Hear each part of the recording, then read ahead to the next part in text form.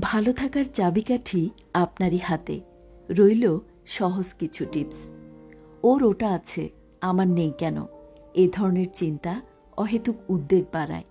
এমনকি অন্যের সঙ্গে যে কোনো বিষয় তুলনা টানা শুরু করলে এক সময় গিয়ে মনের উপর চাপ বাড়বে।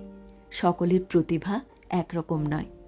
অন্যের মধ্যে যা নেই তাই হয়তো আপনার মধ্যে আছে। নিজের গুণ বৈশিষ্ট্যগুলো বিশ্লেষণ করার চেষ্টা করুন। কাজে ও ভাবনায় নতুনত্ব আনুন, তাহলেই ভালো থাকা যাবে। আপনি কাজটা যেভাবে করবেন তার ফলটাও সেরকমই হবে। এটা মাথায় রেখেই কাজে লেগে পড়ুন। ইতিবাচক চিন্তা করলে আত্মবিশ্বাস বাড়বে। মনোবিদদের পরামর্শ, সবার আগে নিজেকে ভালোবাসতে শেখা দরকার।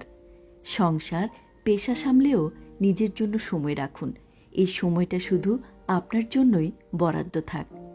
অন্যের কথা শুনে পথ চলবেন না, এতে আপনার লাভের থেকে ক্ষতি হওয়ার আশঙ্কা বেশি থাকে।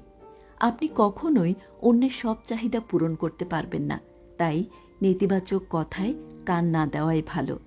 রাগ, ক্ষোভ, ঈর্ষা, অহংকার, স্বার্থপরতা, একগুঁয়েমি এখন অনেকের মধ্যেই বেড়ে চলেছে। কঠিন সময়ে চাপ নেওয়ার ক্ষমতাটুকুই তাদের যেন নেই।